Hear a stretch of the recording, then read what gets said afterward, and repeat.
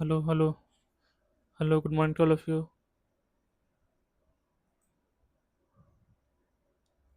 आवाज़ जा रहा है सभी को? हेलो।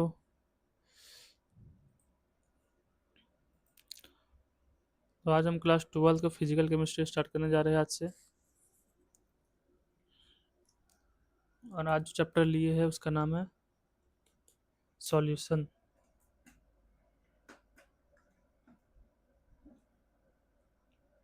Class 12 solution.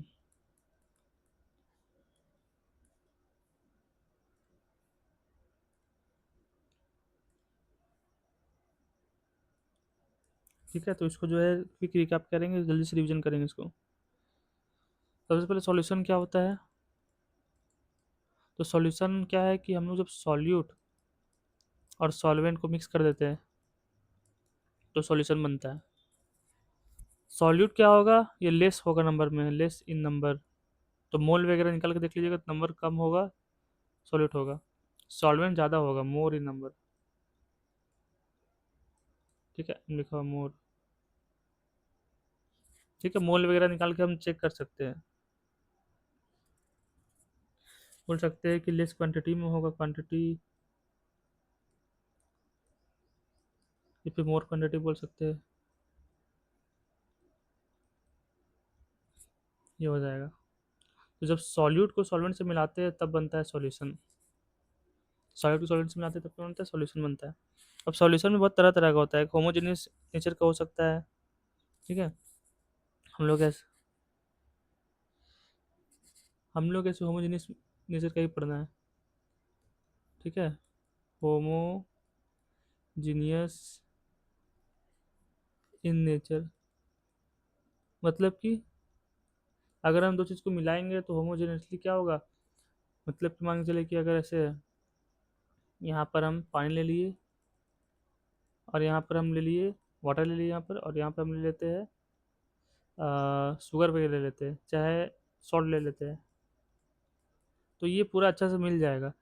तो यहाँ पे मिल जाएगा तो हम इस पार्ट में देखेंगे तो उतना ही मिला हुआ रहेगा, इस पार्ट में उतना ही मिला हुआ रहेगा, इस पार्ट में किसी पार्ट में लेंगे तो यूनिफॉर्म यहाँ पर मिक्सचर है, सब में मिलेगा। ठीक है, अच्छा से घुला हुआ है। तो होमोजीनियस मिक्सचर बोलते हैं इसको। हेटेरोजेनियस में क्या होगा कि अच्छा से सब जगह नहीं मिला, हो सकता है यहाँ ज़्यादा होगा यहाँ कम होगा मिला हुआ। तो होमोजेनियस इन नेचर होता है सॉल्यूशन, यही हमको पढ़ना है, हेटेरोजेनियस वाला नहीं पढ़ना है।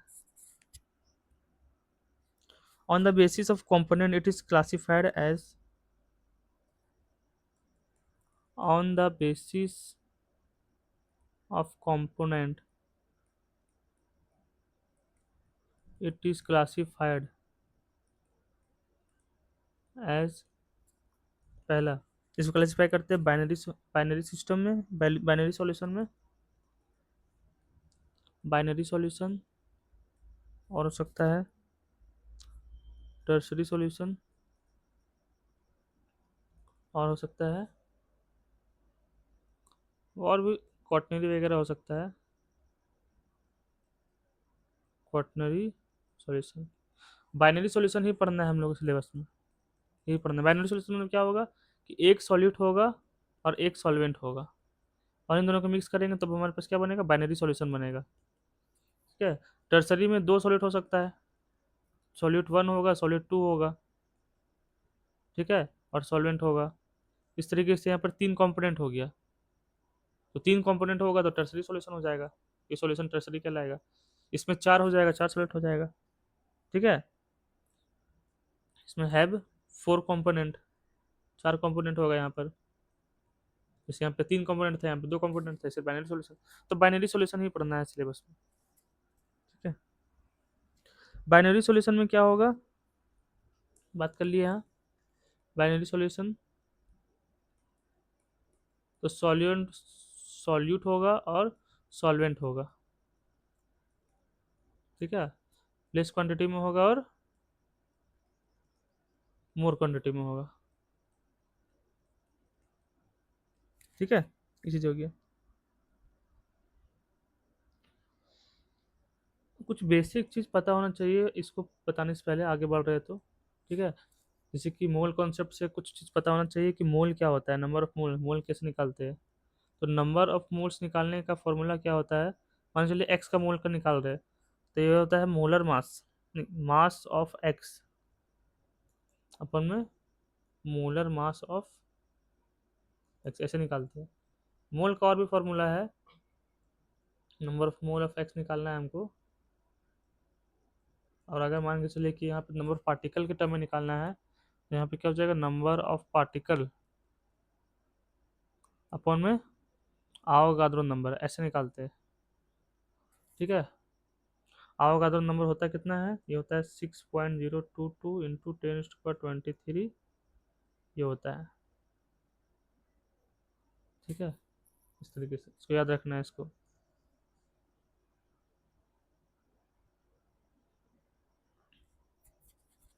नंबर ऑफ मोल का एक और फॉर्मूला हो सकता है, number of mole of x निकालना है, तो वॉल्यूम के टर्म में भी लिख सकते हैं कि given volume of x, given volume जो दे रखा है volume, given volume of x अपन में यहाँ पर होता है मोलर वॉल्यूम, मोलर वॉल्यूम। ठीक है, जो मोलर वॉल्यूम होता है ना, वो होता है 22.4 लीटर, ये निकाल, ये दिया हुआ रहता है, मतलब इसी को रखते हैं हम लोग। ठीक है, न्यूमेरिकल सॉल्व करने के लिए ये हो जाएगा। मोलर वॉल्यूम होता क्या है, एक मोल का जो वॉल्यूम होगा, एक मोल कुछ भी लेकर आएंगे तो उसका जो वॉल्यूम होगा ये क्या हो जाएगा, मोलर वॉल्यूम हो जाएगा। इस तरीके से इसको याद रखना है। गिवन नंबर ऑफ पार्टिकल, इसको हम ऐसे इसको ब्रैकेट में डाल देते हैं, ये चीज़ इम्पोर्टेंट है। ठीक है, ये हो जाएगा, और एक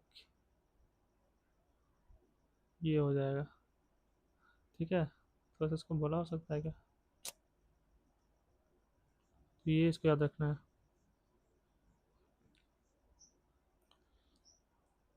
मास of x, molar mass of x, ये गिवन नंबर ऑफ पार्टिकल अपन अवोगाद्रो नंबर। ठीक है, ये हो जाएगा, और एक ये हो जाएगा given volume of x, molar mass, molar volume of, कोई भी जो यहाँ पे ले सकते हैं हम, कोई भी एक्स, मतलब कोई भी यहाँ पर गैस वगैरह हो सकता है, उसका वॉल्यूम। मोलर वॉल्यूम हम लोग 22.4 ही लेते हैं। ठीक है, ये हो जाएगा। एक टाइप ऑफ सॉल्यूशन हम ऐसे भी डिवाइड करते हैं इसको, टाइप ऑफ सॉल्यूशन, एक होता है गैसियस सॉल्यूशन, गैसियस सॉल्यूशन, इसमें क्या होगा, जो सॉल्वेंट होगा ना, सॉल्वेंट ये हमेशा गैस होगा। ठीक है, और जो सॉल्यूट होगा वो तीनों में से कुछ भी हो सकता है, ये गैस भी हो सकता है, लिक्विड भी हो सकता है, और क्या हो सकता है, सॉलिड भी हो सकता है। लेकिन तीनों केस में जो है वो, ये चूंकि गैसियस सॉल्यूशन है तो गैस ही होगा सॉल्वेंट, ये गैस, ये गैस और ये गैस, इस तरीके से। ठीक है, अब इसका एग्जांपल देख लेते हैं। इसका एग्जांपल, गैस, गैस जो सॉल्यूट होगा वो सॉल्वेंट के अंदर डालेंगे, गैस के अंदर नहीं। जैसे कि इसका एग्जांपल हो जाएगा mixture of oxygen and nitrogen gas. ठीक है, mixture of oxygen in nitrogen gas. ठीक है, तो जो नाइट्रोजन है वो ऑक्सीजन के अंदर में है, इस तरीके से, या फिर जो ऑक्सीजन नाइट्रोजन के अंदर में है। एक गैस होगा, सॉल्वेंट गैस होगा, और सॉल्यूट क्या होगा, लिक्विड होगा। इसका एग्जांपल ले सकते हैं, chloroform mixed with nitrogen gas, chloroform mix with, साथ मिला हुआ है नाइट्रोजन गैस, ये हो जाएगा। ठीक है, nitrogen gas, nitrogen gas, nitrogen gas में मिला हुआ है ऑक्सीजन, नाइट्रोजन गैस में मिला हुआ है क्लोरोफॉर्म, तो क्लोरोफॉर्म क्या है, लिक्विड के फॉर्म में होता है ये। फिर इसका एग्जांपल क्या हो जाएगा, इसका एग्जांपल ले लेते हैं। ठीक है, camphor in nitrogen gas, camphor in nitrogen gas. Camphor क्या होता है, सॉलिड के फॉर्म में होता है ना, कैम्फर। तो ये हो जाएगा गैसियस सॉल्यूशन। दूसरा होता है, दूसरा क्या हो सकता है, लिक्विड सॉल्यूशन हो सकता है। लिक्विड सॉल्यूशन इंपॉर्टेंट ऐसा कुछ, ये सब एनसीईआरटी में लिखा हुआ है, लिक्विड सॉल्यूशन। तो यहाँ पे आपकी बार सॉल्वेंट क्या होगा, नीचे लिख लेते हैं, जगह बनेगा। यहाँ पे सॉल्वेंट क्या होगा, लिक्विड होगा। और सॉल्यूट क्या हो सकता है, कुछ भी हो सकता है, जैसे कि ये तो हमेशा लिक्विड ही होगा। ठीक है, तीनों केस में लिक्विड ही होगा, लिक्विड ही होगा। और सॉल्यूट क्या हो सकता है, या तो हो सकता है गैस, लिक्विड, या फिर सॉलिड। इसका एग्जांपल क्या है, इसका एग्जांपल, इसका एग्जांपल, जो गैस सॉल्यूट है वो सॉल्वेंट पानी के अंदर में है, तो इसका एग्जांपल हो जाएगा oxygen dissolve in water, oxygen dissolve in water. तो पानी में जो है वो ऑक्सीजन मिला हुआ है, तो पानी क्या लिक्विड सॉल्वेंट हो जाएगा और ऑक्सीजन यहाँ पर गैस हो जाएगा, इस तरीके से। उसके बाद इसका एग्जांपल हो सकता है क्या, ethanol dissolve in water, ethanol, दारू, डिजॉल्व इन वाटर। जो पानी में जो इथेनॉल मिला हुआ है वो कौन सा है, लिक्विड, लिक्विड यहाँ पर क्या है, सॉल्यूशन है ये। यहाँ पे लिक्विड भी सॉल्यूट है, सॉल्यूट है ये, और सॉलिड में क्या है, लिक्विड है, इस तरीके से। उसके बाद liquid in solid, solid in liquid, इसका क्या हो जाएगा example, glucose dissolve in water. Glucose solid होता है, glucose dissolve in water, dissolve in water. तो पानी सॉल्वेंट में क्या मिला हुआ है, सॉलिड ग्लूकोज मिला हुआ है, तो ये हो जाएगा लिक्विड सॉल्यूशन हो जाएगा। तीसरा में क्या हो सकता है, ठीक है, लास्ट होता है सॉलिड सॉल्यूशन, सॉलिड सॉल्यूशन। ये याद नहीं रहता है सबको, ये तो याद हो जाता है, आसान है, लेकिन ये याद नहीं होता है। यहाँ पे क्या होगा, सॉल्वेंट, यहाँ पे ले लेते हैं सॉल्यूट, सॉल्यूट क्या क्या हो सकता है, गैस, लिक्विड, सॉलिड। और यहाँ सॉल्वेंट क्या होगा, यहाँ सॉल्वेंट सॉलिड है, याद रखना है चीज़ को, सॉलिड। अब इसका एग्जांपल देखते हैं, इसका एग्जांपल देखते हैं क्या है, सो इसका एग्जांपल देखते हैं क्या है।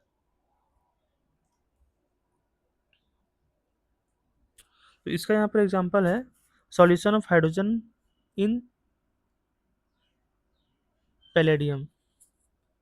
ठीक है, solution of hydrogen in palladium.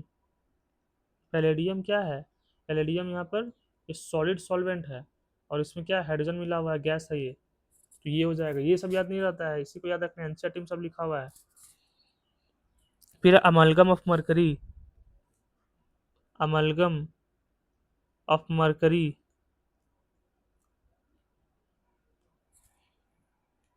With sodium, with sodium, ठीक है, विथ सोडियम। तो सोडियम यहाँ पर क्या है, सोडियम यहाँ पर सॉल्वेंट है, सॉल्वेंट क्या मिला हुआ है इसमें, अमलगम ऑफ मरकरी मिला हुआ है, मरकरी। तो अमलगम ऑफ मरकरी क्या होता है, लिक्विड होता है ना, इस तरीके से। मरकरी ऐसे भी है, मरकरी है, मरकरी तो लिक्विड के फॉर्म में ही होता है। तो यहाँ पे ये किसमें है, सोडियम के अंदर में। ये एग्जाम्पल, ये सब एग्जाम्पल तीनों याद रखना है। ऊपर तो याद हो जाता है 6, लेकिन ये तीनों याद नहीं होता है। उसके बाद लास्ट है solid in solid, copper dissolve in gold, और भी बहुत सारा हो सकता है, कॉपर डिजॉल्व इन गोल्ड। दोनों यहाँ पे क्या है, दोनों क्या है, सॉलिड के फॉर्म में है, इस तरीके से। ये याद तो ये रह जाएगा, ठीक है, ये भी याद हो ही जाएगा, लेकिन ये बोलेंगे तो ये बोलेंगे, इसको याद रखिएगा इस चीज़ को, इसलिए हम इसको ऐसे कर देते हैं। ठीक है, ये याद रखना है इस चीज़ को। इसका एग्जाम्पल क्या है, amalgam of mercury with sodium.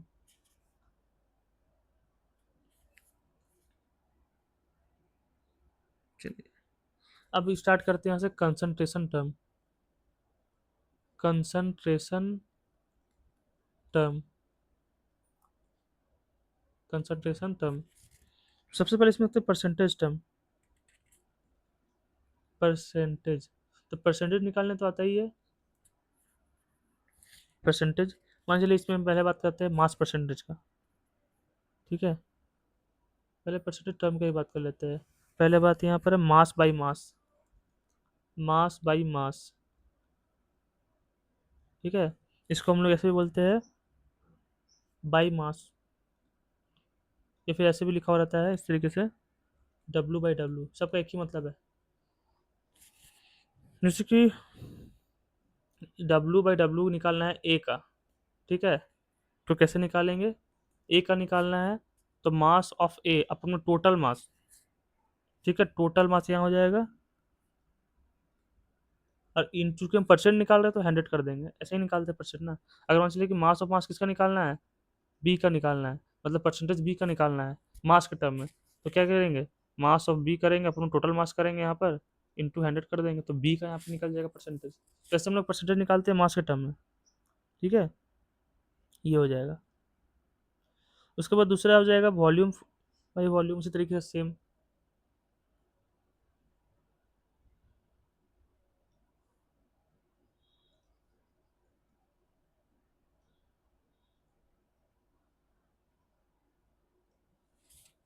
ठीक है, उसके बाद दूसरा क्या हो जाएगा, वॉल्यूम बाय वॉल्यूम, इसको हम ऐसे लिख सकते हैं बाय वॉल्यूम, फिर इसको हम कैसे लिख सकते हैं, वी बाई वी। ठीक है, तो वॉल्यूम का टर्म निकालना है आपकी बार, मान के चलिए कि निकालना है हमको वी बाई वी, परसेंटेज निकालना है वॉल्यूम के टर्म में ए का, तो वॉल्यूम ऑफ ए अपना टोटल वॉल्यूम इंटू 100 कर देंगे। ठीक है, तो ए का वॉल्यूम के टर्म परसेंटेज आ जाएगा। ठीक है, बी का निकालना है तो वॉल्यूम ऑफ बी अपना टोटल वॉल्यूम इंटू 100 कर देंगे, तो बी का यहाँ परसेंट निकल जाएगा। ठीक है, तो ऐसे हम लोग निकालते हैं। अच्छा, हम ऐसे भी कर सकते हैं, मान चले कि ए का निकाल लिए और हम दो ही मिक्सर में है, एक ए है एक बी है, तो ए का हम लोग निकाल लिए, कुछ इतना परसेंट आया, मान के चलिए कि इसका परसेंट आया है 60%, तो ये 40% ना होगा, तो हम ऐसे निकाल सकते हैं कि मान के चलिए कि बी बाई बी और बी का निकालना है, तो 100 माइनस कर देंगे इस तरीके से बी बाई बी ऑफ ए का। ठीक है, तो एक निकाल लेंगे, दूसरा 100 से माइनस कर देंगे तो मेरा आ जाएगा। तीसरा है, तीसरा हम क्या कर सकते हैं, निकाल सकते हैं mass by volume, mass by volume ये निकाल सकते हैं। ठीक है, डब्लू, डब्लू है पहले फिर भी है, तो डब्लू बाई भी का क्या मतलब है, अगर मान चलिए ए का निकाल रहे हैं, डब्लू का मतलब है कि मास ऑफ ए उसके बाद भी है, यानी कि टोटल वॉल्यूम इंटू 100, ऐसे करते हैं। अगर किसका निकालना, बी का निकालना है, ठीक है, दो कंपोनेंट मिक्स किए हैं, तो मास ऑफ अगर बी हो जाएगा यहाँ पर, और यहाँ पर टोटल वॉल्यूम हो जाएगा, इंटू 100 कर देंगे, तो इस तरीके से निकालते हैं। ठीक है, ऐसे होगा। जैसे मान के चलिए कि निकालना है हमको वॉल्यूम बाई मास निकालना है। ठीक है, पहले भी है फिर डब्लू है, कुछ नहीं है, भी बाई डब्लू निकालना है ए का, तो पहले भी लिखेंगे यानी कि वॉल्यूम ऑफ ए लिखेंगे, उसके बाद क्या लिखेंगे, टोटल मास लिखेंगे, इंटू 100 कर देंगे इस तरीके से। मान चलिए कि भी बाई डब्लू बी निकलेंगे तो क्या हो जाएगा, वॉल्यूम ऑफ बी हो जाएगा, यहाँ पे टोटल वेट हो जाएगा या मास हो जाएगा, इंटू 100 कर देंगे, बहुत सिंपल तरीके से हो जाएगा। सब में वही कर सकते हैं, एक कंपोनेंट निकाले, दूसरा हम क्या कर सकते हैं, 100 में से माइनस करेंगे दूसरा निकल जाएगा।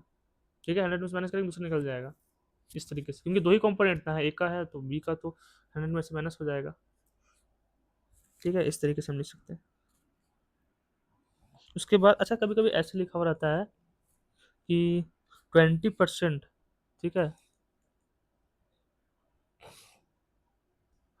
ऐसे लिखा हुआ है 20% HCl, और यहाँ ब्रैकेट में लिख दिया क्या, डब्ल्यू बाई डब्ल्यू, मान के चलिए ऐसे लिखा हुआ W by W aqueous solution, ये चीज लिखा हुआ है, तो इससे क्या समझते हैं एक्वस सॉल्यूशन, इसका क्या मतलब होगा, इसका मतलब ये होगा कि 20, यहाँ पर चूंकि मास है तो मास 20 gram of HCl is dissolved, ठीक है, ये is present in 100 gram of solution. इसका ये मतलब है कि 20 ग्राम HCl किस में प्रेजेंट है, 100 ग्राम ऑफ सॉल्यूशन में प्रेजेंट है, इसका ये मतलब है। ठीक है, जैसे मान के चलिए किसी में हम चेंज कर देते हैं इसको, हम यहाँ पे लिख देते हैं इसको 20% HCl, और यहाँ लिख देते हैं डब्ल्यू बाई भी एक्वस सॉल्यूशन, इसका क्या मतलब हो जाएगा, इसका मतलब हो जाएगा 20 ग्राम HCl प्रेजेंट है किसमें, इस प्रेजेंट इन यहाँ पे जो कि वॉल्यूम है, पहले डब्ल्यू था तो वो ग्राम लिखे, फिर वॉल्यूम है, present in 100 ml of solution. ठीक है, तो इस तरीके से इसमें हम लिखते हैं। मान के चलिए कि ऐसे हम यहाँ पे लिखा हुआ है, मान चलिए ऐसे लिखा हुआ है 20% HCl, और यहाँ लिख देते हैं हम V/V एक्वा सॉल्यूशन। क्या मतलब इसका? इसका मतलब ये हुआ कि 20 ग्राम HCl किस में प्रेजेंट है, इज प्रेजेंट इन, दोनों भी में, अच्छा यहाँ पे भी हो जाएगा, ml हो जाएगा यहाँ पर। ठीक है, यहाँ पर ml हो जाएगा क्योंकि यहाँ पे V/V है। ml HCl is present in 100 ml of solution, इस तरीके से, है ना। अगर हम लिखते हैं यहाँ पर 20% HCl V/W एक्वा सॉल्यूशन, क्या मतलब हो जाएगा इसका कि 20 यहाँ पे वॉल्यूम है पहले, तो ml लिख लेंगे, HCl प्रेजेंट इन W है, तो 100 ग्राम ऑफ सॉल्यूशन। ठीक है, तो ये कुछ टर्म था, बता दिए हम, ऐसा हो सकता है। चलिए यहाँ तक हो गया। अब हम देख लेते हैं फ्रैक्शन टर्म। फ्रैक्शन टर्म वैसे हम पहले क्या देखे, परसेंटेज टर्म, हम देख रहे हैं क्या, फ्रैक्शन टर्म। तो पहले देख लेते हैं मास फ्रैक्शन। मास फ्रैक्शन वही दो चीज कंपोनेंट है, ए और बी मिला हुआ है किसी भी कंटेनर वगैरह में, तो अगर हम निकालते हैं ए का मास, ठीक है, मास फ्रैक्शन ऑफ ए निकालते हैं, मास फ्रैक्शन ऑफ ए निकालते हैं, तो कैसे लिखेंगे, मास of A upon total mass, ये तो हो गया। फ्रैक्शन सेम निकालते हैं, मास of A upon total mass, अगर इसको इंटू 100 कर देंगे तो परसेंटेज आ जाएगा। ठीक है, बस, जैसे मान के चलिए हमको निकालना है मास फ्रैक्शन ऑफ बी निकालना है, तो weight of B upon total weight, ये हो जाएगा फ्रैक्शन। अगर एक कंटेनर है, ऐसे कर देते हैं, इस कंटेनर के अंदर में ए है और बी है परसेंट, ठीक है, ए का कुछ मास होगा, बी का कुछ मास होगा, तो ए का मास फ्रैक्शन कैसे निकालेंगे, ऐसे निकालेंगे, बी का मास फ्रैक्शन कैसे निकालेंगे, ऐसे निकालेंगे। ठीक है, हम ऐसे भी समझ सकते हैं कि ए का अगर निकाल लिए, बी का नहीं निकालना है, तो कैसे निकालेंगे, मास फ्रैक्शन ऑफ बी हम ऐसे भी निकाल सकते हैं, 1 -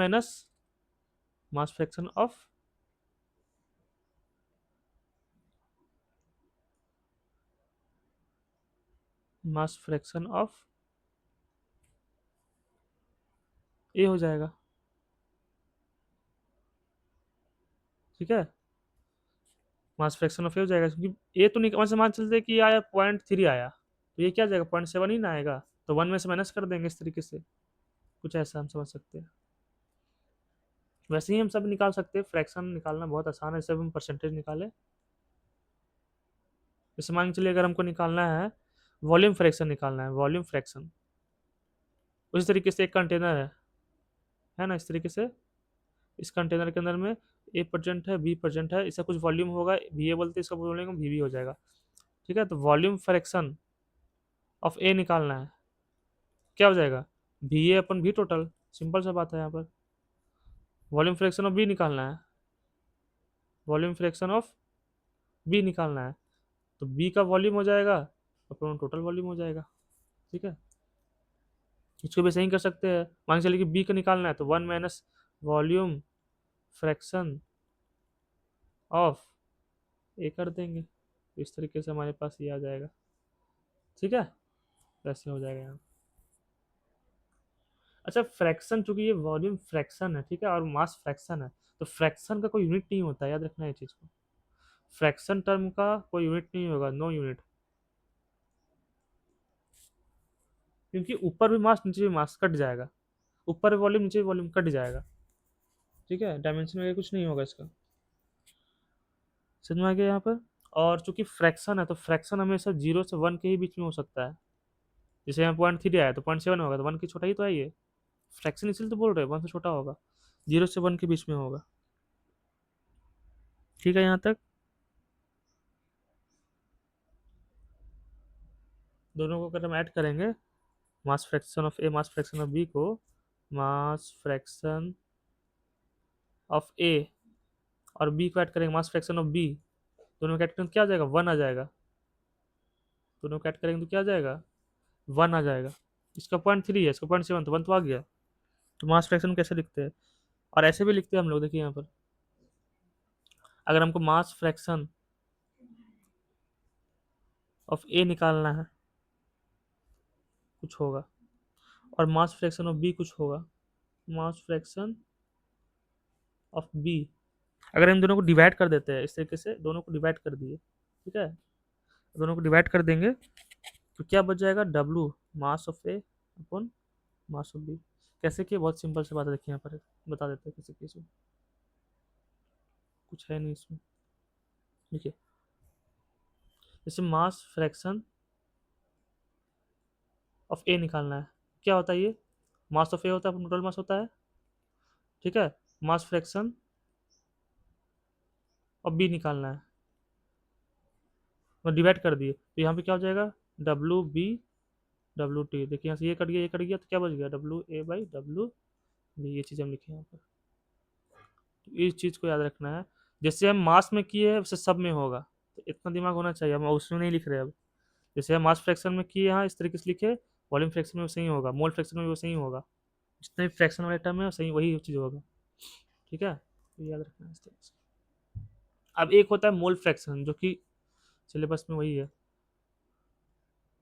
मोल फ्रैक्शन, ठीक है, मोल फ्रैक्शन। तो मोल फ्रैक्शन क्या होता है? जैसे मान चलिए कि एक कंटेनर है, इसी तरीके से कुछ है यहाँ पर, और इसके अंदर में कुछ ए प्रेजेंट है, बी प्रेजेंट है, इसका हमको मोल दिया हुआ है कि ए, इसका ए मोल बोल देते हैं, इसका बी मोल बोल देते हैं, ठीक है।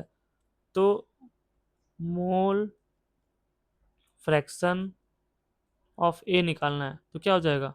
Moles of A upon total मोल, जैसे निकाल रहे थे। मोल फ्रैक्शन ऑफ बी निकालना है, ठीक है, मोल फ्रैक्शन ऑफ बी निकालना है, तो moles of B upon total mole, अगर 3 होता तो 3 भी लिखते, तीसरा भी लिखते, मोल फ्रैक्शन ऑफ सी निकलते, ठीक है। टोटल में यहाँ पे क्या होता है? टोटल में पता है ना, यहाँ पर N A plus N B है, ये पता होना चाहिए, यहाँ पे वही है, इस तरीके से ये हो जाएगा। अब सब चीज़ में आप दोबारा तो लिखने की जरूरत नहीं है, लेकिन सब चीज़ वही होगा, देखिए, मोल फ्रैक्शन ए का निकाल रहे हैं और इसको डिवाइड कर देते हैं मोल फ्रैक्शन ऑफ बी से, इसका रेशियो क्या होता है? यहाँ पे देखिए एंटी एंटी कट जाएगा, तो N A by N B बच जाएगा, जिससे भी ऊपर बताया मास के टर्म में, ठीक है। और मोल फ्रैक्शन को हम काई से डिनोट करते हैं, ठीक है, मोल फ्रैक्शन को हम लोग काई से डिनोट करते हैं, इसका मतलब मोल फ्रैक्शन है, तो ऐसे लिख रहे हैं, इसका मतलब मोल फ्रैक्शन ऑफ ए लिखा हुआ है, ठीक है। तो mole fraction of A plus mole fraction of B, दोनों को ऐड करेंगे तो क्या 1 आ जाएगा, क्योंकि फ्रैक्शन टर्म ना है, दोनों मिला के ऐड ही 1 ही आएगा इस तरीके से। तो एक निकाली, दूसरा हम 1 से माइनस कर देंगे, बहुत सिंपल सी बात है, कोई इसका यूनिट नहीं होता है, कोई यूनिट नहीं होता है, और 0 से 1 के बीच में होता है, सब बता दिया हम इस तरीके से। ये हो गया मोल फ्रैक्शन। यहाँ तक कोई दिक्कत इसमें? अब आता है पार्ट्स टर्म। पार्ट्स टर्म मतलब पार्ट्स पर मिलियन वाला है, पार्ट्स पर बिलियन, पार्ट्स पर बिलियन वाला है, इस तरीके से। पहला हो जाएगा पार्ट्स पर मिलियन, इसको हम पी पी एम बोल रहे हैं, और एक और होता है, आ जाओ सीधा,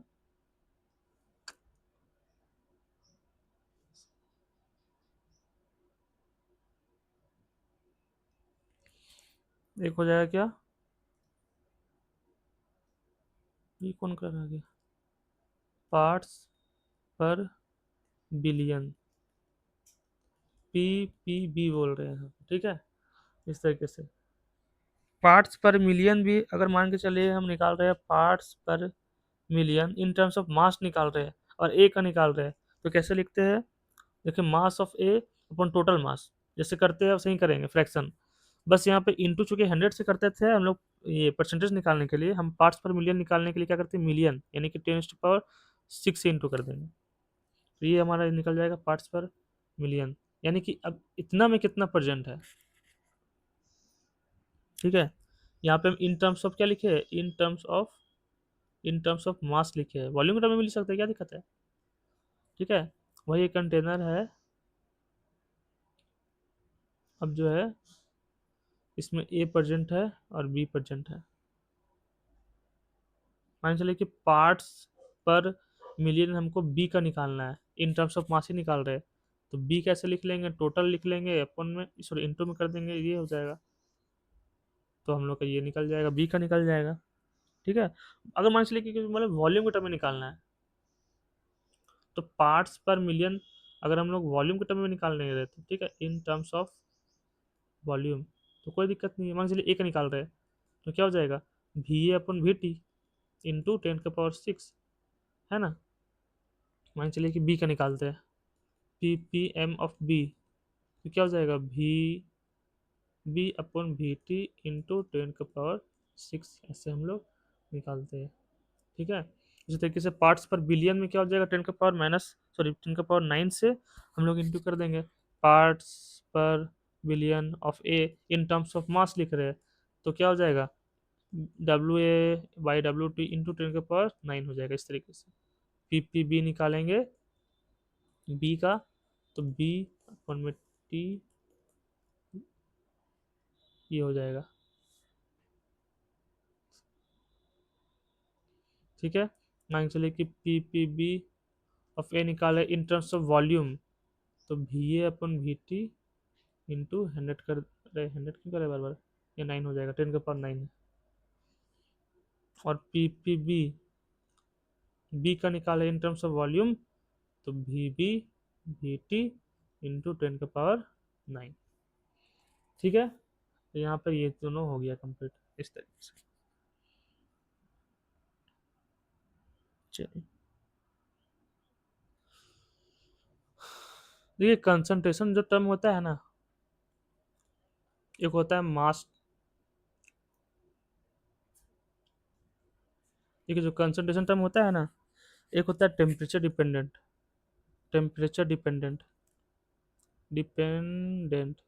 और एक होता है टेम्परेचर इंडिपेंडेंट, इस तरीके से।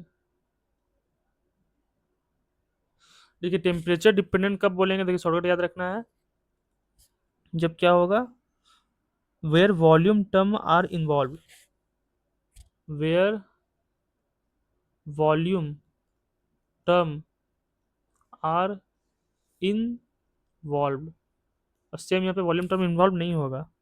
ठीक है, where no volume term is involve, यहाँ वॉल्यूम टर्म जो है इन्वॉल्व नहीं होगा। फॉर एग्जाम्पल आगे समझ में आएगा, आगे बताएंगे, ठीक है इसको, बहुत सिंपल सी बात है, अच्छा आगे बताएंगे सर। चलिए,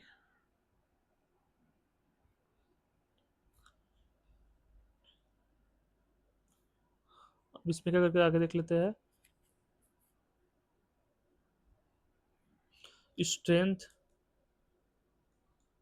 एंड मोलैरिटी। अभी एक कंसंट्रेशन टर्म खत्म नहीं हुआ है, ऊपर अभी हुआ, अभी और है, अभी आगे स्ट्रेंथ एंड मोलैरिटी। सबसे पहले बात करते हैं स्ट्रेंथ का। स्ट्रेंथ, देखिए स्ट्रेंथ कैसे निकालते हैं, स्ट्रेंथ का मतलब क्या होता है, it represent strength of solution, it represent it represent number of, ठीक है, इट रिप्रेजेंट, ये फिर लिख सकते हैं मास ऑफ सॉल्यूट, मास ऑफ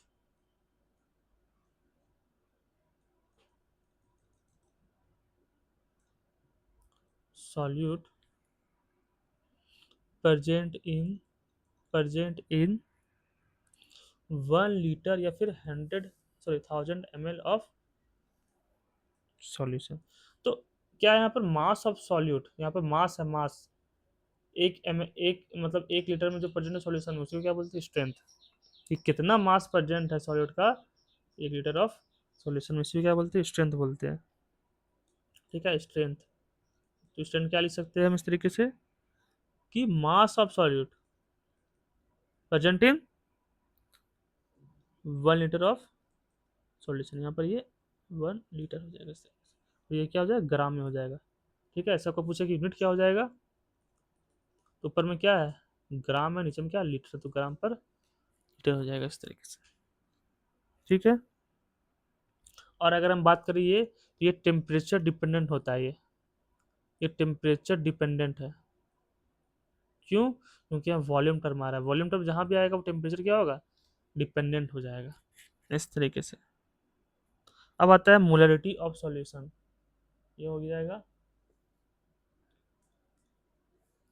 अब है मोलरिटी ऑफ सॉल्यूशन, मोलरिटी। तो मोलरिटी क्या बोलता है, ये बोलता है कि it represent number of, it represent number of moles of solute, number of moles of solute present in 1 litre या फिर 1000 ml ऑफ सॉल्यूशन। अब यहाँ मोल का टर्म बात हो रहा है कि नंबर ऑफ मोल प्रेजेंट है कहाँ पर, 1 लीटर ऑफ सॉल्यूशन में। वहां पर क्या था, मास था, मास ऑफ सॉल्यूट। तो ये अंतर है इसमें। ठीक है, जैसे कि मान चलिए कि मोलरिटी का कैसे बनाएंगे हम formula, molarity is equal to, अच्छा मोलरिटी को हम लोग कैपिटल एम से डिनोट करते हैं। ठीक है, ये हो जाएगा। तो ये क्या हो जाएगा, number of moles of solute अपन क्या हो जाएगा, वॉल्यूम ऑफ सॉल्यूशन। तो यहाँ पे हो जाएगा लीटर में मान के चलिए, और यहाँ पे क्या हो जाएगा, मोल में, मोल को एन से दिखाते हैं, एन का मतलब मोल है यहाँ पर। तो इसका यूनिट क्या हो जाएगा, मोल पर लीटर। और ये टेम्परेचर डिपेंडेंट है कि इंडिपेंडेंट है, तो टेम्परेचर इंडिपेंडेंट हो जाएगा, सॉरी कि डिपेंडेंट हो जाएगा।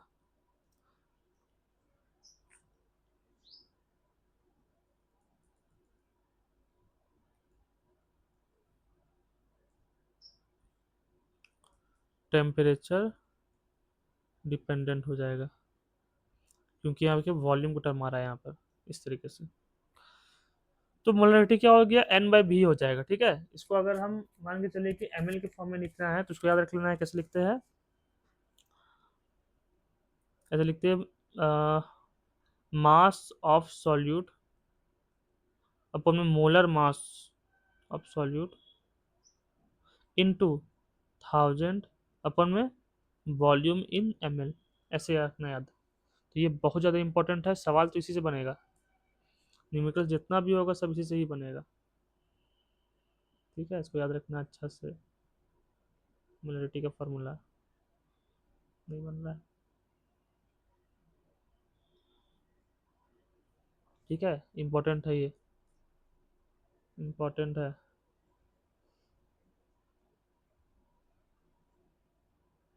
ठीक है, इस तरीके से।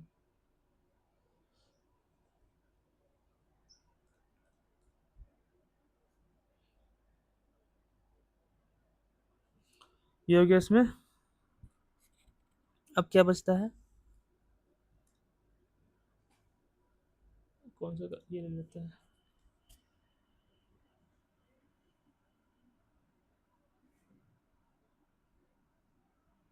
मोलरिटी हो गया।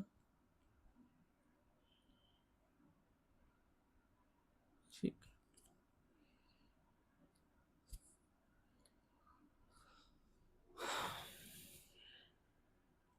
डाइल्यूशन या फिर कंसंट्रेशन।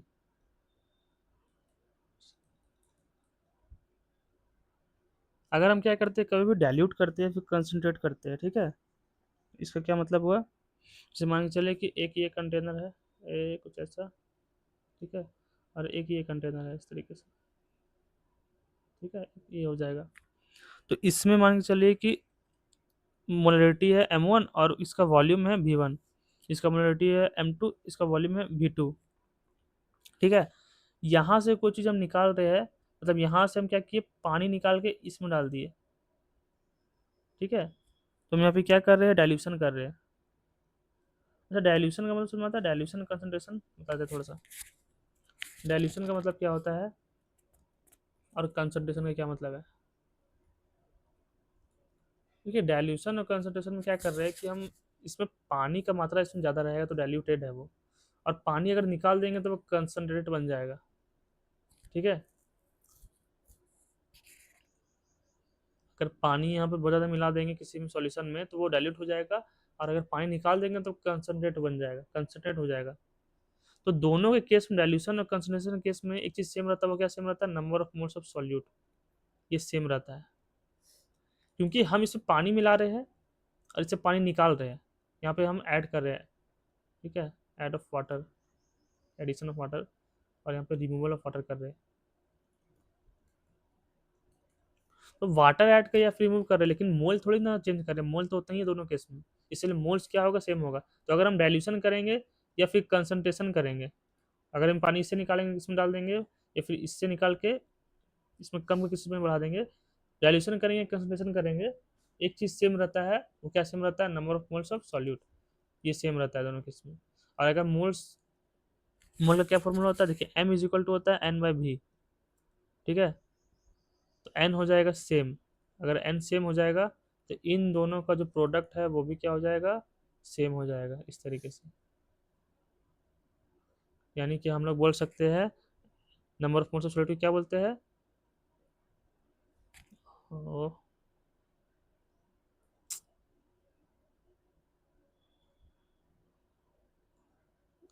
n क्या हो जाएगा यहाँ पर, m इंटू भी। ठीक है, और ये क्या है, ये कांस्टेंट होता है,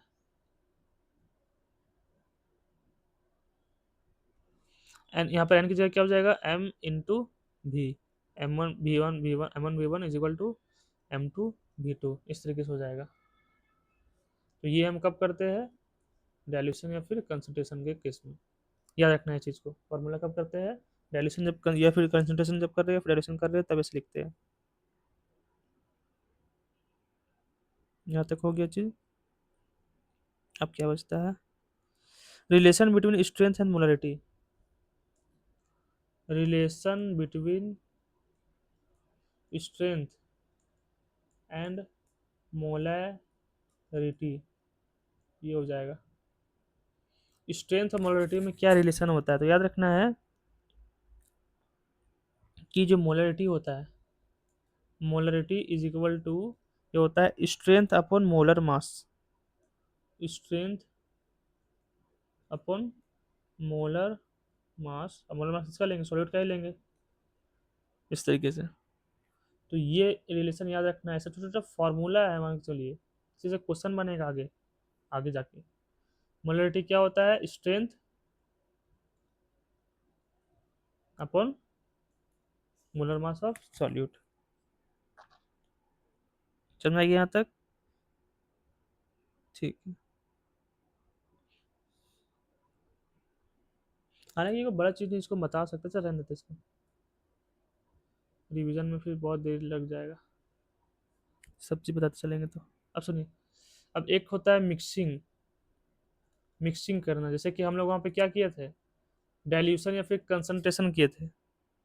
ठीक है, अब ये होता है मिक्सिंग, मिक्सिंग में भी क्या होगा, number of moles of solute क्या होगा, ये सेम होगा, कांस्टेंट होगा। ठीक है, सेम होगा ये। मिक्सिंग का मतलब क्या होगा, एक कंटेनर है, इसके अंदर कुछ मोल होगा, एक और कंटेनर है, इसके अंदर भी कुछ मोल होगा, और इन दोनों को हम एक दूसरे कंटेनर में मिक्स कर दे रहे हैं। ठीक है, तो इसका यहाँ पर क्या होगा, कुछ मोलरिटी होगा m1, इसका वॉल्यूम कुछ v1 होगा, इसका मोलरिटी कुछ होगा m1, इसका कुछ मोलरिटी क्या हो जाएगा, सॉरी यहाँ m2 v2 हो जाएगा, इस तरीके से। और दोनों को हम क्या कर देंगे, मिक्स कर देंगे, ऐसे मिक्स कर देंगे आप। तो यहाँ पे क्या हो जाएगा, m मिक्सचर हो जाएगा और v मिक्सचर हो जाएगा। ठीक है। हम क्या बोले, नंबर ऑफ मोल से सॉल्यूट सेम होता है, क्योंकि यहाँ पर जो सॉल्यूट होगा नंबर ऑफ मोल जितना होगा, यहाँ जितना मोल जितना होगा यहाँ भी उतना ही होगा। ठीक है, दोनों को ऐड करने के बाद भी उतना ही होगा, दोनों को ऐड करने के बाद भी उतना ही मोल रहेगा ना यहाँ पर। तो हम ये क्या लिख सकते हैं, इसका मोल मान चलिए NO बोलते हैं और इसका मोल N2 बोलते हैं, ये बराबर हो जाएगा N ऑफ मिक्सचर का। यानी कि N को हम क्या बोलते हैं, M1V1 M2V2 M भी बोलते हैं ना इनको, और N मिक्सचर क्या हो जाएगा, M मिक्सचर और V मिक्सचर। मान चलिए M मिक्सचर निकालना है तो M1V1 प्लस M2V2 अपन में क्या हो जाएगा, V मिक्सचर। ये हो जाएगा M मिक्सचर का फॉर्मूला। ये सब छोटे छोटे जो फॉर्मूला आ रहा है उसी सबसे क्वेश्चन बनेगा। ठीक है, इसी को याद रखना है, ये सब जितना भी है, M1V1 प्लस M2V2 अपन में V मिक्सचर, ऐसे करते हैं। और कुछ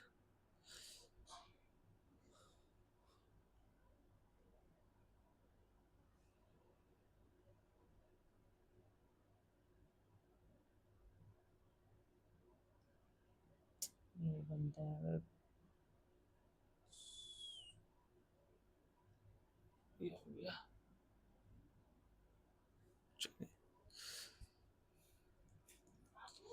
relation between molarity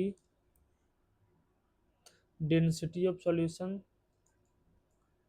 density of solution if percentage mass, जिसको हम W/W बोल रहे हैं, लिए लिखते हैं, ऑफ सॉल्यूट इज गिवन। ये तीनों जहां हो, एक मोलरिटी है, यहाँ पर डेंसिटी है, और एक क्या है, मास बाई मास है, यानी वही परसेंटेज मास लिखा हुआ है। अगर ये तीनों रहेगा तो इन तीनों के बीच में आपस में रिलेशन होता है, ये होता है molarity is equal to 10x T upon molar mass of solute. बहुत इंपॉर्टेंट ये, बहुत इंपॉर्टेंट, ये फॉर्मूला याद रखना है, इस तरीके से याद रखना है इसको। ये मोलरिटी है, यहाँ पर इसको लिख देते हैं, ये मोलरिटी है, और x यहाँ पर क्या है, ये मास परसेंट, परसेंटेज मास है ये। d यहाँ पे क्या, डेंसिटी है। ठीक है, और यहाँ तो पता ही है मोलर मास है ये। तो अगर ये तीनों रहेगा तो हम ये फॉर्मूला से बना सकते हैं आंसर। ठीक है, ये हो जाएगा।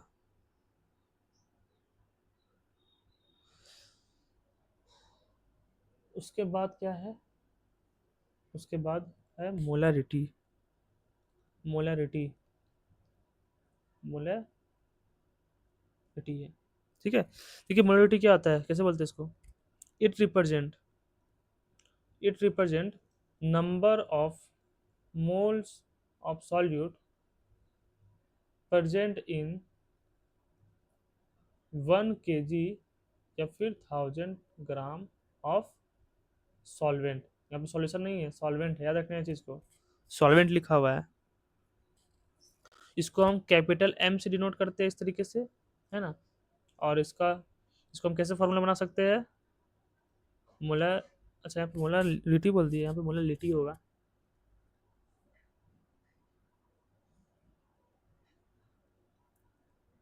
मोलर लिटी, लिटी।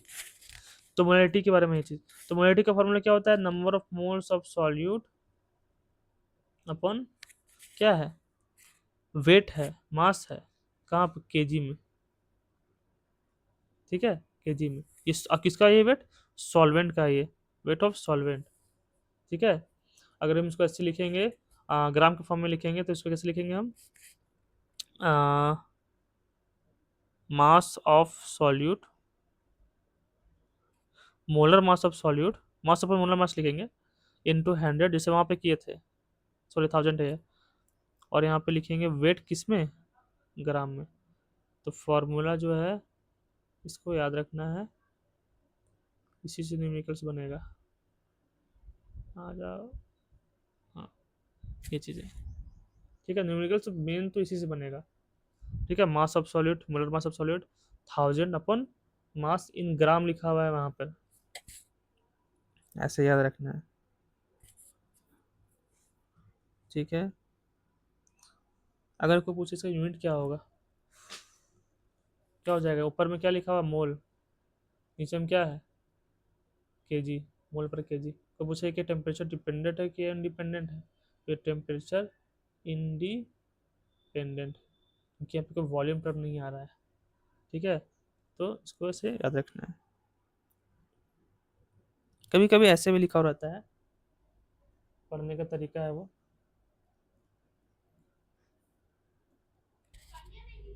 कभी कभी ऐसे लिखा हुआ रहता है, to capital sorry small M NaOH aqua solution. इसका क्या मतलब है? इसका मतलब यहाँ पे क्या ये है, मोलैलिटी है ये।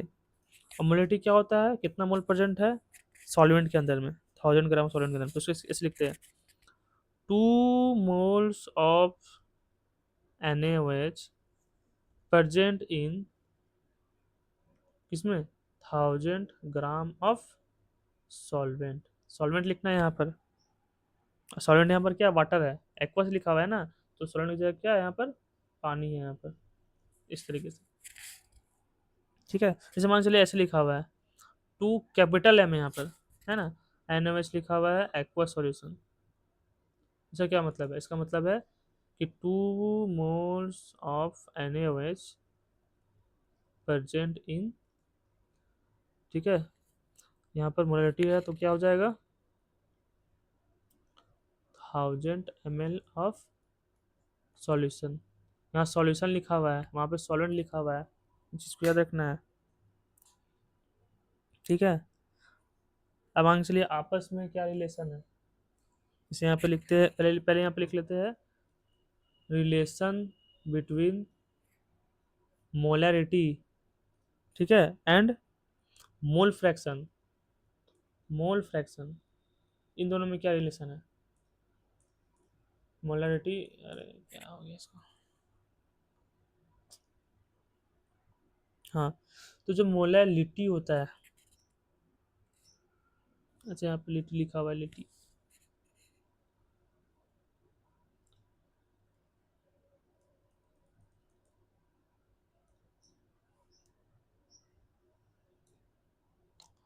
मोलैलिटी, ठीक है, तो मोलैलिटी क्या होता है?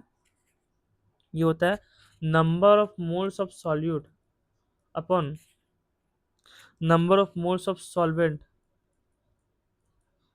ये क्या होता है, मतलब into 1000 upon molar mass of solvent, ये होता है। याद रखना है चीज को, बहुत इंपॉर्टेंट है। मोल्स ऑफ सॉल्यूट अपॉन में moles of solvent into 1000 upon moles of solvent. तो यहाँ पे मोलर मास लिखा हुआ है, मोलर मास ऑफ सॉल्वेंट। ठीक है, देखिए इसके जगह में हम मोल फ्रैक्शन भी लिख सकते हैं। ठीक है, ऐसे भी लिख सकते हैं mole fraction of solute upon में mole fraction of solvent into 1000 upon में मोलर मास ऑफ सॉल्वेंट। हम इसको ऐसे भी लिख सकते हैं। ठीक है, ये दोनों इंपॉर्टेंट है।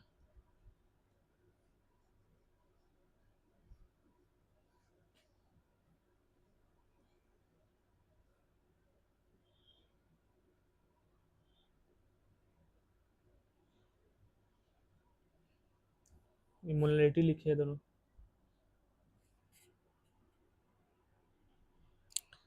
समझ गया? तो एक रिलेशन और होता है, आजा,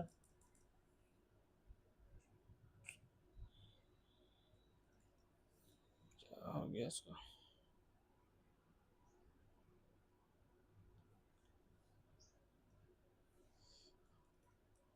relation between molality, sorry molarity, molality and density, ये डेंसिटी ऑफ सॉल्यूशन लिखा हुआ है। ठीक है, तो ये होता है मोलैलिटी इज इक्वल टू 1000, यहाँ पर m upon 1000 d minus molar mass, molarity into molar mass of solute, याद रखना है यहाँ पर। ये अरे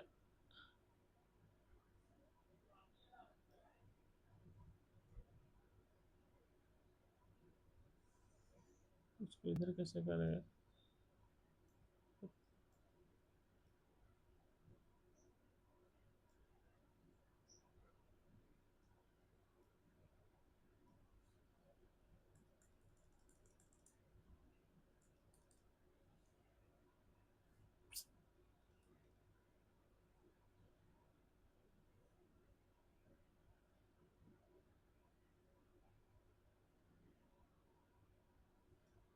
क्या हो जाएगा? याद रखना है इसको, molarity is equal to 1000, molarity है ये, और डेंसिटी है, और ये क्या है? मोलरिटी है। सिर्फ ये लिखा हुआ तो मोलरिटी है, और ये मोलर मास लिखा हुआ सॉल्यूट का। तो यहाँ पे जितना भी कंसंट्रेशन टर्म था वो खत्म हो गया है। ठीक है, सब खत्म हो गया। होता है फॉर्मेलिटी, ये सिलेबस में नहीं है। फॉर्मेलिटी क्या है? मोलरिटी जैसा ही है। इसमें क्या है? मोलरिटी, ये मोलरिटी की ही तरह है, बट हम इसमें क्या लेते हैं?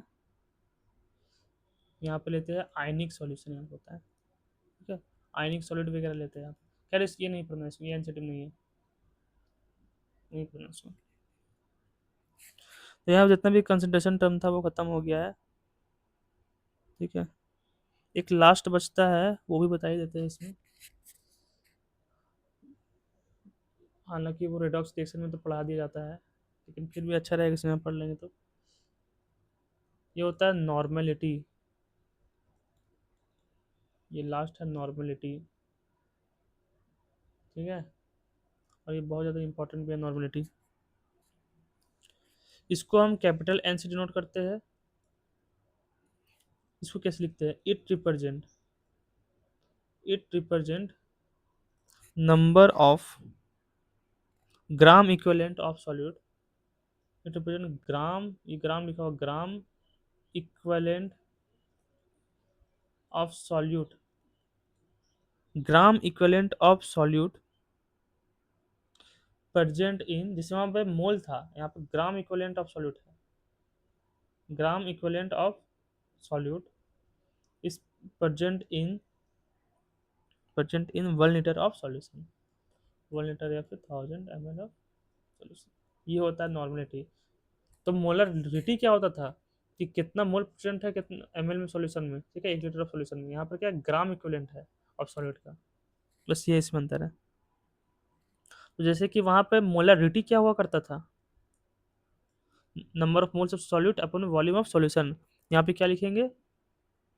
Number of gram equivalent, short term लिख रहे ऑफ सॉल्यूट, ठीक है, अपॉन में वॉल्यूम ऑफ सॉल्यूशन, सॉल्यूशन किसमें? लीटर पे। इस तरीके से इसको ऐसे लिखते हैं, नंबर ऑफ ग्राम इक्विवेलेंट को ऐसे लिखते हैं। ठीक है, तो ये हो जाएगा, याद रखना है चीज को। इसको हम मोलरिटी करते थे।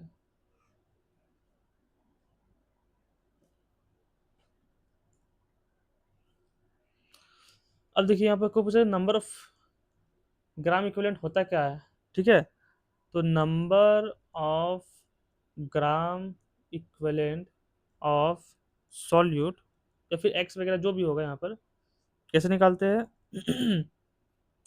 जैसे कि वहां पे हुआ करता था मोल, यहाँ पर होता था मोल, तो मोल क्या लिखते थे? गिवन मास अपन मोलर मास। उसी तरह से समझिए इसको, number of gram of, number of equivalent of solute है, तो यहाँ पे क्या लिखेंगे? Given mass of x. ठीक है, मान चलिए कि इसको एक्स माने हैं, तो गिवन मास ऑफ एक्स अपन में क्या हो जाएगा? जिसमें वहाँ पे होता था नीचे में क्या होता था? मोलर मास, यहाँ पर हो जाएगा इक्विवेलेंट मास। इक्विवेलेंट मास,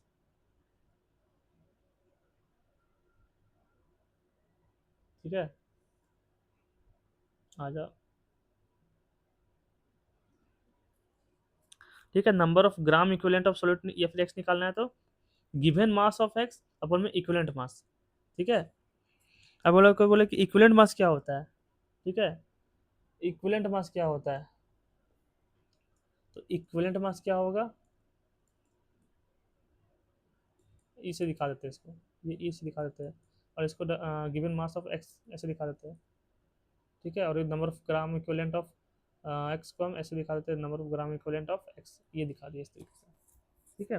क्या इक्विवेलेंट मास निकालना है, तो इक्विवेलेंट मास क्या होता है, molar mass upon n factor, ये क्या होता है, molar mass upon n factor, याद रखना है चीज को, इंपॉर्टेंट है, molar mass upon n factor, molar mass upon n factor. अब है कि एन फैक्टर क्या होता है, एन फैक्टर हम लोग निकालते हैं, ठीक है, अलग अलग को अलग अलग निकालते हैं हम लोग एन फैक्टर, जैसे कि एक बताते हैं, मान के चलिए कि कोई एटम है, तो एटम में केस में एन फैक्टर कैसे निकालेंगे, तो उसका जो भी वैलेंसी होता है, ठीक है, जो भी उसका वैलेंसी है वही उसका क्या हो जाएगा एन फैक्टर, जैसे मान चलिए कैसे लिखते हैं हम यहाँ पर नाइट्रोजन, तो नाइट्रोजन कैसे लिखेंगे 2,5, ठीक है, तो इसका वैलेंसी क्या हो जाएगा 8 - 5 यानी कि 3 हो जाएगा, तो 3 इसका क्या हो जाएगा एन फैक्टर। जैसे आगे जब क्वेश्चन करवाएंगे तो और अच्छे से क्लियर होगा। मान के चलिए कि कोई आयन है, आयन का क्या हो जाएगा, जो भी चार्ज होता है उस आयन में चार्ज, वही उसका क्या हो जाएगा एन फैक्टर हो जाएगा, समझना है। जैसे मान के चलिए कि कोई भी एसिड वगैरह है, तो एसिड का हम एन फैक्टर कैसे निकालते हैं, बेसिसिटी से, बेसिसिटी का मतलब है कितना वो जो है वो एसिड क्या H+ देता है ना, तो कितना H+ वो दे रहा है, बेसिसिटी का मतलब क्या, नंबर ऑफ H+ डोनेटेड, ठीक है, रिलीज, कितना वो जो है वो रिलीज कर रहा है, मान के चलिए कि 2 H+ रिलीज कर रहा है तो 2 उसका फैक्टर हो जाएगा, 3 कर रहा है तो 3 हो जाएगा।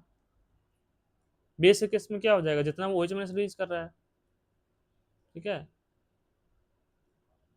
उसको एसिडिटी बोलते हैं, कि नंबर ऑफ OH- रिलीज, कितना वो जो है वो OH- रिलीज कर रहा है, तो उसका वो एन फैक्टर हो जाएगा। मान के चलिए कि हम सॉल्ट वगैरह लिखते हैं, सॉल्ट, तो सॉल्ट में हम लोग कैसे निकालते हैं एन फैक्टर, तो जो भी चार्ज होगा, चार्ज ऑन कैटायन में देख लीजिए यहाँ पर, या फिर एनायन में, सॉल्ट में कैटायन एनायन होता है, तो या तो कैटायन में देख लिया, एनायन में देख लिया, जो चार्ज है वही उसका क्या हो जाएगा एन फैक्टर हो जाएगा, ठीक है। जैसे मान चलिए ऐसे लिखते हैं हम NaCl, तो इसमें क्या हो जाएगा Na+ में होता है, Cl- में होता है, तो कैटायन में कितना चार्ज है 1, या फिर देखिए एनायन में भी कितना है 1 है, ठीक है, हम मैग्नीट्यूड की बात कर रहे थे, तो यहाँ पे इसका क्या हो जाएगा एन फैक्टर 1 हो जाएगा, इस तरीके से। बेस का कोई एग्जाम्पल ले लेते हैं, जैसे कि यही ले लेते हैं NaOH, फिर क्या टूटेगा Na+ देगा, OH- देगा, तो OH- एक ही दे रहा है तो इसका एन फैक्टर 1 हो जाएगा। एसिड का क्या एग्जाम्पल हो सकता है, जैसे मान चलिए H2SO4 है, तो यहाँ से 2H+ वो दे सकता है, तो इसका एन फैक्टर क्या हो जाएगा 2 हो जाएगा। आयन में मान के चलिए ऐसे लिखा हुआ है X-2 है, तो ये -2 क्या हो जाएगा, अब यहाँ मैग्नीट्यूड लिख रहे हैं, 2 क्या हो जाएगा इसका एन फैक्टर हो जाएगा, जैसे ये लिखा हुआ है मान चलिए कि N-3 लिखा हुआ है, तो एन फैक्टर क्या हो जाएगा 3 हो जाएगा, वैलेंसी बता दिए। तो इस तरीके से हम लोग निकालते हैं। मान चलिए कि कहीं पर ऑक्सीडेशन हो रहा है, कहीं पर जो है रिडक्शन हो रहा है, ठीक है, तो ऑक्सीडेशन में क्या होता है कि नंबर ऑफ इलेक्ट्रॉन वो रिलीज करता है, तो जितना वो रिलीज कर रहा है इलेक्ट्रॉन वही उसका क्या हो जाएगा एन फैक्टर हो जाएगा। या फिर इंक्रीज इन ऑक्सीडेशन नंबर को हम लोग क्या बोलते हैं ऑक्सीडेशन बोलते हैं, है ना। या फिर क्या बोलते हैं नंबर ऑफ इलेक्ट्रॉन वो कितना लॉस्ट किया है या रिलीज किया है, वही उसका क्या है एन फैक्टर है। रिडक्शन में उल्टा हो जाएगा, डिक्रीज इन ऑक्सीडेशन नंबर को क्या बोलते हैं, कितना डिक्रीज हुआ है वही उसका क्या हो जाएगा एन फैक्टर। या फिर नंबर ऑफ इलेक्ट्रॉन वो कितना गेन किया है वही से क्या हो जाएगा एन फैक्टर हो जाएगा यहाँ पे। मान के चलिए कि कोई रेडॉक्स रिएक्शन है, बैलेंस रेडॉक्स रिएक्शन है, उस केस में कैसे निकालेंगे, उस केस में देखिए उस केस में क्या होगा बैलेंस है, तो जितना ऑक्सीडेशन नंबर होगा इंक्रीज में उतना ही डिक्रीज में रिडक्शन भी होगा, तो दोनों में बराबर होगा, ठीक है, दोनों बराबर होगा, इंक्रीज इन ऑक्सीडेशन नंबर जितना होगा उतना ही क्या हो जाएगा डिक्रीज इन ऑक्सीडेशन नंबर, तो कोई भी दोनों में से एक को देख लीजिए वही उससे क्या हो जाएगा एन फैक्टर हो जाएगा। इस तरीके से हम लोग निकालते हैं। तो यहाँ पर ये चीज़ कंप्लीट हो गया। ठीक है, ऐसे हम लोग निकालते हैं। ठीक है, जैसे मान चलिए ऑक्सीजन है, ऑक्सीजन का एन फैक्टर क्या हो जाएगा, एन फैक्टर इसका वैलेंसी हो जाएगा ना। ऑक्सीजन कैसे लिखते हैं, 2 कॉमा कितने नंबर में आता है ये, 6 नंबर में कि 8 नंबर में, 8 नंबर में, 2,6। ठीक है, तो 8 - 6 करेंगे तो 2 आ जाएगा, ऐसे हम लोग निकालते हैं वैलेंसी इसका 2 आ जाएगा इस तरीके से। टेन फैक्टर भी 2 हो जाएगा। मान चलिए कोई पूछता है कि equivalent equivalent mass of oxygen निकालना है, तो क्या होता है, ये मोलर मास अपन में अभी बताया, मोलर मास अपन में एन फैक्टर होता है। मोलर मास कितना आया है, क्या होता है इसका मोलर मास ऑक्सीजन का, ये हो जाएगा 16, अपन में एन फैक्टर कितना है, 2 है, तो ये हो जाएगा 8, ऐसे निकल जाएगा। ठीक है, मान चलिए कि ऐसे लिखा हुआ है Fe+2 का निकालना है। क्या निकालना है, मान चलिए निकालना है हमको इक्विवेलेंट मास से निकालना है Fe का, तो कैसे हो जाएगा, मोलर मास, मोलर मास अपन एन फैक्टर। तो मोलर मास कितना होता है Fe का, कितना हो जाएगा, मोलर मास होता है F56, और एन फैक्टर कितना हो जाएगा, देखिए जो चार्ज है वही एन फैक्टर हो जाएगा ना एन के केस में। तो ये हो जाएगा, जो भी हो जाएगा सॉल्व कर लीजिएगा, 2 16 28 हो सकता है। ठीक है, मान चलिए कि लिखा हुआ है H2SO4, H2SO4, इसका हम पूछ रहे हैं कि इक्विवेलेंट मास ऑफ H2SO4 क्या हो जाएगा। तो क्या होता है, ये molar mass upon n factor. तो मोलर मास कितना हो जाएगा, इसका निकालना होगा मोलर मास। यहाँ पर होता है 2 + S का होता है कितना, 32 हो जाएगा। ऑक्सीजन का कितना, 16 × 4 कितना हो जाएगा, 34 प्लस 16 × 4 = 64, 4 × 8 = 9, सही लिखा हुआ ना। तो 98 एन फैक्टर कितना होता है, यहाँ से 2H+ दे सकता है, एसिड ना है, तो 2 हो जाएगा, जो भी आ जाएगा यहाँ पर, 2 2 4 जाए 8 2 9 जाए 10 इस तरीके से। ठीक है, तो इस तरीके से हम लोग निकाल सकते हैं सबका।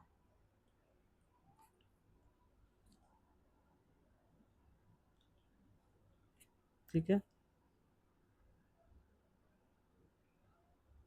ये हो जाएगा।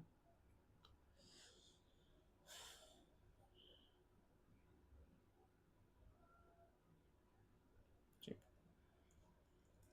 यहाँ पे हम लोग मिक्सिंग वगैरह का बात कर सकते हैं, जैसे कि वहाँ पे हम लोग मोलरिटी मिक्सिंग वगैरह बात कर रहे थे, तो यहाँ भी हम लोग मिक्सिंग का बात कर सकते हैं।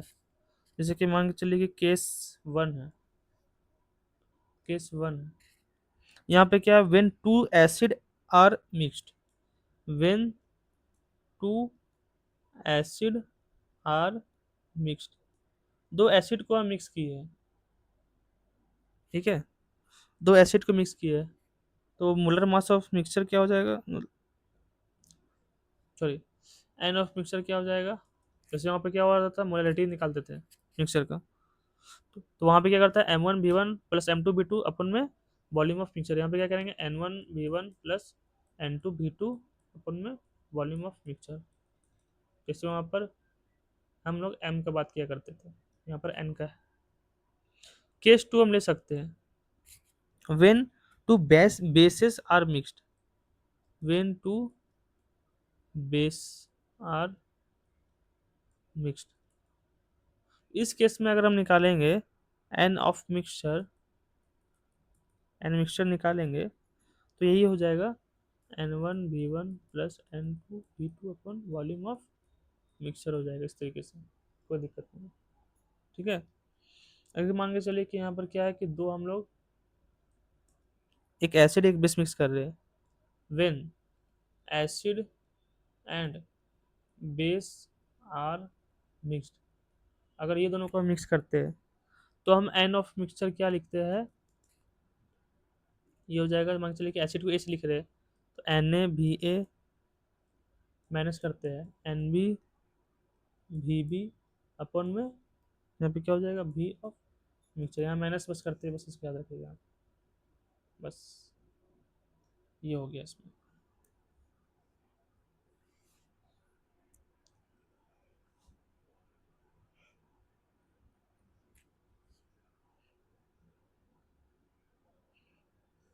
ठीक है, ये हो जाएगा। और डायल्यूशन के केस में तो पता ही है, जैसे वहाँ पे था बताया था हम डायल्यूशन में, यहाँ डायल्यूशन केस में, वहाँ पे डायल्यूशन केस में क्या था, एम इंटू बी कॉन्स्टेंट था। यहाँ भी क्या हो जाएगा, डायल्यूशन होगा या कंसंट्रेशन हो जाएगा। तो डायल्यूशन या कंसंट्रेशन में क्या कॉन्स्टेंट रहता है, number of moles of solute या क्या रहता है, कॉन्स्टेंट होता है। ठीक है, और हमको पता है कि एन इज इक्वल टू क्या होता है, एन बाई भी। ठीक है, इस तरीके से होता है। और यहाँ पर एन क्या है यहाँ पर, ठीक है, तो हम लोग क्या लिख सकते हैं यहाँ पर, N one V one is equal to N two V two. आ जाओ, नहीं आ रहा, ये हो जाएगा।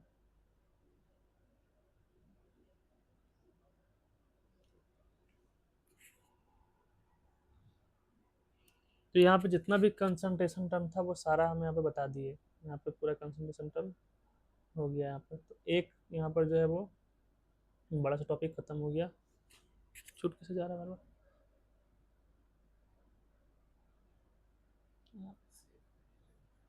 हाँ,